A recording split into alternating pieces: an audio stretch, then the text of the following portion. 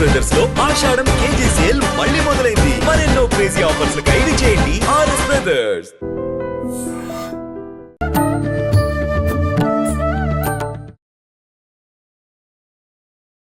నమస్కారం, welcome to I dream. ధర్మ మార్గం విత్ విజిత కార్యక్రమానికి స్వాగతం. ప్రస్తుతం మనతో పాటు ఉన్నారు ప్రముఖ ఆధ్యాత్మికవేత్త, లలిత ఉపాసకులు శ్రీ శ్రీ శ్రీ నానాజీ పట్నాయక్ గారు. ఇప్పుడు వారితో మాట్లాడదాం. నమస్కారం అండి. శ్రీమాత్రే నమః. గురుగారు, ఈ మధ్య కాలంలో మీతో మాట్లాడిన సందర్భంలో మీరు దేవీపురం అమ్మవారి ఆలయానికి వెళ్ళొచ్చినట్టుగా చెప్పడం జరిగింది.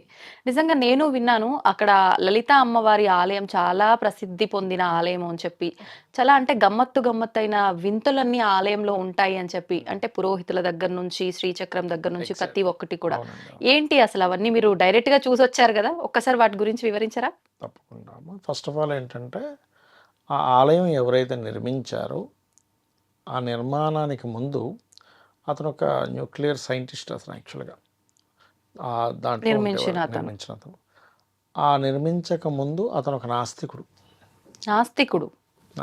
ఆయనకి అసలు దేవుని మీద అట్లా అంటే మరీ అసలు పూజించడం కాదు, పెద్దగా ఇది లేదు. ఆయన జాబ్ ఏదో అయింది, అట్లా ఉండేవాడు. ఒకరోజు అతనికి కల్లో అమ్మవారు కనబడి, నువ్వు నాకు గుడి కట్టు అని చెప్పింది. అట్లా 2-3 సంఘటనలు కొన్ని జరిగాయి ఆయనకి. జరిగినప్పుడు ఆయనకి ఒక్కసారి మొత్తం జాబ్, అప్పట్లోనే అంత గొప్ప జాబ్ చేసే వ్యక్తి మొత్తం వదిలేసి, నేను అమ్మవారికి గుడి కట్టాలి, ఎలా కట్టాలి అని ఉండగా, ఎందుకు వాళ్ళే వస్తారులే అని అమ్మవారు చెప్పింది స్వప్నంలో. అతను గుడి నిర్మాణం కోసం 3 ఎకరాల భూమిని ఇచ్చాడు ఆయనకి. ఇస్తే వరల్డ్లోనే, అంటే ప్రపంచంలోనే అలాంటి టెంపుల్ లేదు. ఎందుకంటే మనకి శ్రీచక్రం ఉంటుంది చూసారా, శ్రీచక్రంలో బిందు స్థానంలో అమ్మవారు ఉంటే అక్కడ నుంచి ఒక్కొక్కటి వారాహి, ఈ శ్యామల అమ్మవారు, మిగతా ఎవరైతే ఉంటారో యోగిని దేవతలు ఎవరైతే ఉంటారో వాళ్ళందరూ, అష్టమాతృకులు, వీళ్ళందరూ ఉన్నటువంటిది ఏదైతే మనం శ్రీచక్రంలో చూస్తామో, ఆ శ్రీచక్రంలో ఉన్నట్టే ఒక్కొక్కటి ఇంత విగ్రహం ఉంటుంది. శ్రీచక్రం ఉండి దానిపైన అమ్మవారి విగ్రహాలు కూడా ఉంటాయి. అంటే శ్రీచక్రం లాగే బిల్డింగ్ నిర్మాణం జరిగింది, ఆవరణ మొత్తం. అంటే కన్స్ట్రక్షన్ అంతా శ్రీచక్రాకారం. 3 ఫ్లోర్లు అట్లా కన్స్ట్రక్షన్ శ్రీచక్రంలా జరిగింది. బాబా. అయితే దానికి అప్పట్లో కొన్ని వివాదాలు కూడా జరిగాయి. ఎందుకంటే ఇప్పుడు మనం శ్రీచక్రంలో అనేక మంది దేవతలు ఉంటారు, పేర్లు వినడం వరకే, కానీ మనం ఎప్పుడు ఆ దేవతలు ఎలా ఉంటారో మనం ఎప్పుడు చూడలేదు కదా. ఆయనకి ధ్యానంలో కనబడడం జరిగింది, ఒక్కొక్క దేవత ఎలా ముద్ర వేసింది. అయితే అక్కడ గమ్మత్తైన విషయం ఏంటంటే, ఆయనకి కనబడ్డం నగ్నంగా కనబడ్డాయి అన్నీ కూడా, దేవతలంతా కూడా. ఆయన అక్కడ పెట్టింది కూడా నగ్నంలోనే పెట్టాడు ఆయనని. తర్వాత కొంచెం నగలది వేసి, అంటే ఆయన ఉద్దేశం ఏంటంటే, ఆ జగన్మాత ఇప్పుడు మామూలుగా ఇప్పుడు కాళికా అమ్మవారు ఉన్నారనుకోండి, ఎవరికైనా దర్శనం ఇస్తే వస్త్రం ఉండదు కాళికా అమ్మవారికి, తెలుసా మీకు? మొత్తం ఆ పుర్రలతోనే, వస్త్రాలు ఉండవు ఆవిడకి, ఉండవు. ఎవరికైనా దర్శనం ఇచ్చినప్పుడు, దర్శనం నిజంగా జరిగిన వారిని అడగండి, చెప్తారు వాళ్ళు. దర్శనం అమ్మవారిది వస్త్రం అనేటువంటిది ఉండదు. కాలభైరవుడు కూడా వస్త్రం ఉండదు, తెలుసా మీకు? నేను ఈ మధ్య కాలంలో ఒక కాలభైరవ టెంపుల్ లో దిక్కులే అంబరములుగా చేసుకున్నటువంటి వాడు దిగంబర శ్రీ పాదవల్లభ దిగంబర. కాబట్టి వాళ్ళకి ఇది ఆ స్థితి వేరు. అయితే అక్కడ అతనికి ధ్యానంలో ప్రతి అమ్మవారు కూడా అలా కనబడింది, ఒక్కొక్క ముద్రతో కనబడ్డట్టుగా ఆయన చేయించాడు. చాలా వివాదాలు జరిగాయి, అదేంటి అలా ఇలా చేస్తారు. అప్పుడు ఆయన కొంతవరకు, అంటే అతని ఉద్దేశం ఏంటంటే, నాకు అమ్మవారు ఇలాగే చెప్పింది, సో నేను ఇలాగే చేయిస్తున్నా. కానీ మూలం ఏదైతే లలిత అమ్మవారు ఉంటుందో అదంతా మంచి ఆభరణాలన్నీ బాగానే ఉంటాయి, దానికేమి అట్లా ఏమి ఉండదు. కానీ ఇక్కడ ఉండేటువంటి యోగిని దేవతల పరివారం ఎవరైతే ఉంటారో, మొత్తం ఈ శ్రీచక్రంలో ఉండేటువంటి వారు, మోదిని, విమల, ఎవరైతే ఉంటారో వీళ్ళందరూ కూడా ఒక్కొక్కరు సర్వాకర్షణి, రూపాకర్షణి ఇట్లా ఉంటాయి. అలా ఎంతమంది దేవతల విగ్రహాలు ఉన్నాయి మనకి శ్రీచక్రంలో ఎంతమంది ఉంటారో అంతమంది ఉంటారు అక్కడ. అయితే తర్వాత కొంచెం మార్పు చేశారు అన్నారు. అంటే ఏమిటంటే, నగలు పెట్టడం కొంచెం, అంటే కొంత జ్యువెలరీతో కొంత కవర్ చేయడం, ఇట్లాంటివి చేశారు. అయితే అక్కడ ఏంటంటే 3 ఎకరాలు యాక్చువల్గా వాళ్ళు అప్పుడు ఇచ్చింది. దాని తర్వాత వీళ్ళు సంథింగ్ 5-6 ఎకర్స్ ఏమో కొని మళ్ళీ ఇంకొంచెం ఎక్స్టెన్షన్ చేశారు. ఇప్పుడు అక్కడ ఒక గోశాల కూడా ఉంది. ఇంకోటి ఏంటంటే, మనం లోపలికి వెళ్ళిన తర్వాత వాళ్ళు, అంటే నేను వెళ్ళిన నా ఎక్స్పీరియన్సెస్ చెప్తున్నా.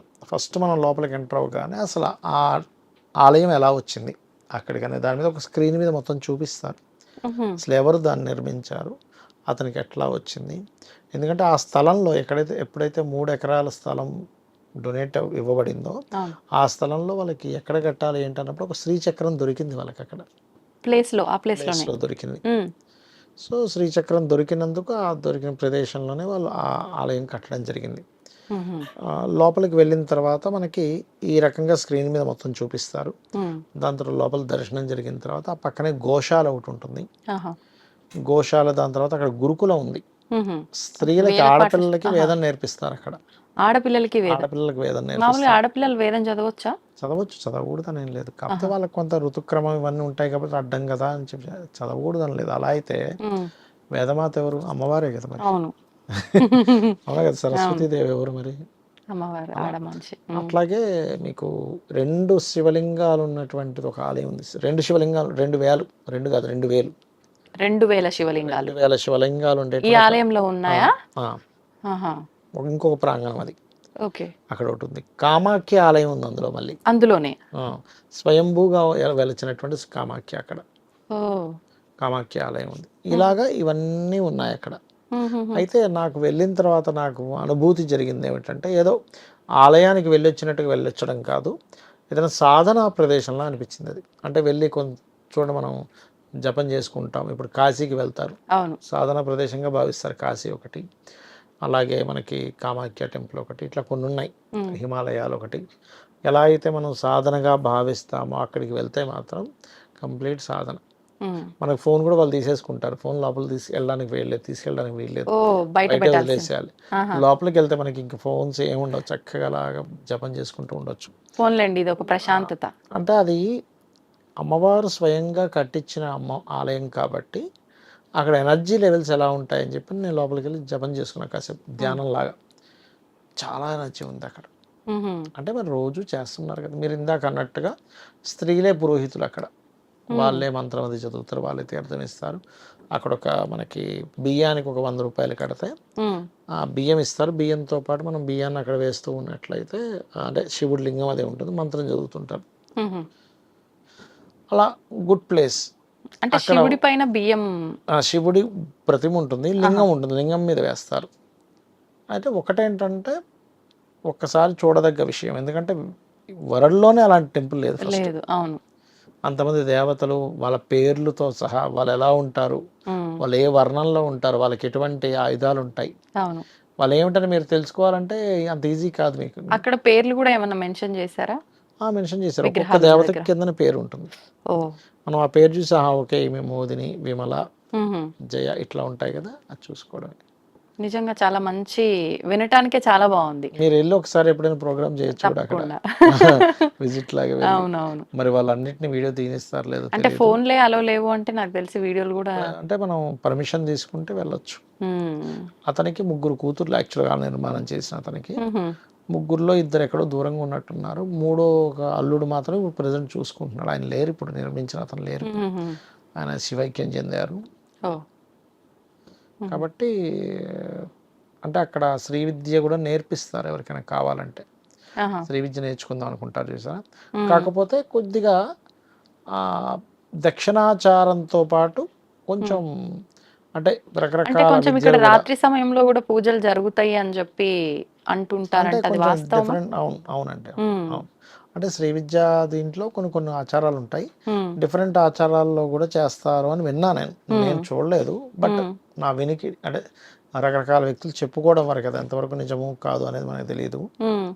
అది బట్ చాలా మంచి ఎనర్జీ అండ్ పవర్ ఉన్నటువంటి ఒక మంచి ఆలయం అని చెప్పొచ్చు, ధ్యాన ప్రదేశం అని కూడా చెప్పాలి ఒక మొక్కలో చెప్పాలంటే. అంటే ఏదో ఒకరోజు ఒక అరగంట గంట వెళ్ళి చూసి వచ్చేసేది కాదు అది. అక్కడ ఉండి ఆ అనుభూతిని పొందాలి మనం, అంటే దేవత అనుభూతి అక్కడ కలుగుతుంది మనకి. ఓకే. అంటే మీరు ఆల్రెడీ అక్కడ ఉన్న ఎనర్జీస్ ని కూడా టెస్ట్ చేసి ఉన్నారు కాబట్టి మీకు నాకు ఒక డ్రీమ్ ఉండేది, శ్రీచక్రం లాంటిది ఇల్లు ఒక ఇది కట్టాలని. చూసారు నా డ్రీమ్ ఇక్కడ ఆల్రెడీ ఇప్పుడు 20 ఏళ్ల క్రితమే కట్టారు, ఇప్పుడు కాదు, అది 20 years అవుతుంది. 20 years అవుతుంది. అప్పట్లో అసలు ఆ రోడ్లో వెళ్ళాలంటే భయపడతారు. ఇప్పటికీ కూడా అదేం సిటీలో ఉండదు, సిటీకి అవుట్స్కర్ట్స్లో ఉంటుంది. అనకాపల్లి నుంచి ఒక 25 కిలోమీటర్లు దాదాపుగా, ఓ ఓకే 15 కిలోమీటర్లు, 25 నిమిషాలు పడుతుంది. మీకు అక్కడ పెద్ద ఇదేం ఉండదు, మనం ఓన్ కార్లో వెళ్ళాలి.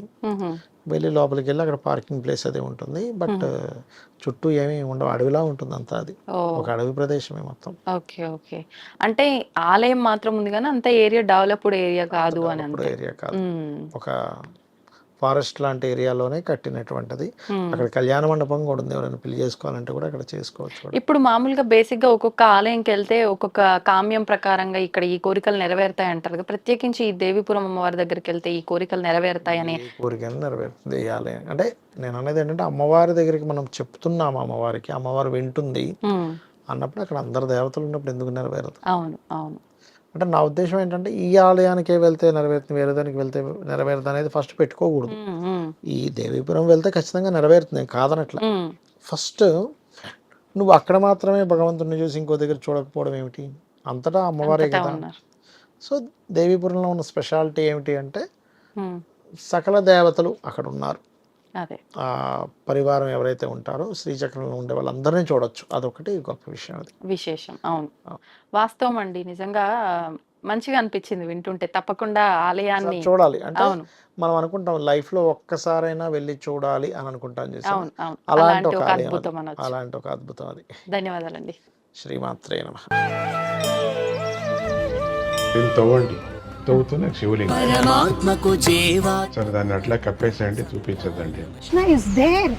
మూర్తి పూజ కాదు, సాక్షాత్ బ్రజేంద్ర నందన భగవాన్ ఉన్నారు మూర్తిలో.